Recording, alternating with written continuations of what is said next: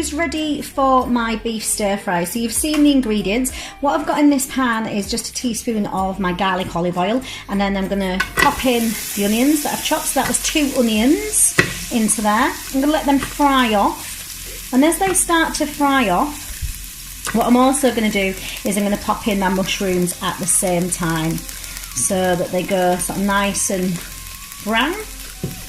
So there's the onions, so I'm popping all those in. Then here's the mushrooms as well. You can hear it sizzling away, getting nice and hot. So you want to get the pan as hot as you can when you first pop your onions and your mushrooms in. So get it nice and hot, as hot as you possibly can. And then just give it a good stir and let that cook out. So now it's sizzling away. You can start to see the mushrooms have started to kind of melt down, and also the onions have started to soften and brown.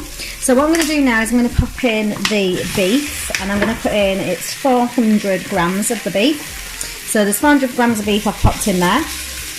This will make enough for 3 people. What you could do if you don't want to use beef, you can use chicken. The only things that you'll need to change is a stock cube. I'm going to use a beef stock cube in this one. You can also do it with prawns. There's no reason why you can't do it with prawns. If you're going to use prawns, I'd use a little bit of a fish sauce in there. Got the beef just gently cooking away. You can see all the juices starting to come out of the beef. What I'm going to do now is I'm going to put in the garlic and the ginger. So I've used 2 cloves of chopped garlic, and I've used about a thumb size of stem ginger, and I've just roughly chopped it. You don't have to be too precious about finely chopping it or anything like that. Once you've done that, then just start to stir that through.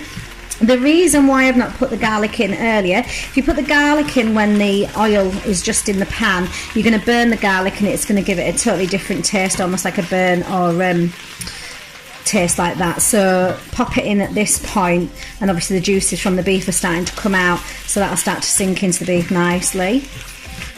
So now we've got that cooking away. I'm going to add in the juice of 1.5 lemons. So what I do with my lemons first is I always heat them up in the microwave for about 30 seconds and then juice them, and you tend to find that you're going to get more juice out of your lemons.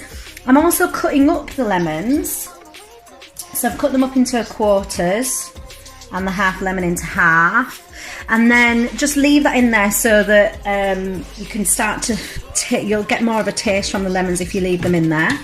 Then I've got my dark soy sauce, so I'm going to give it a good glug of the dark soy sauce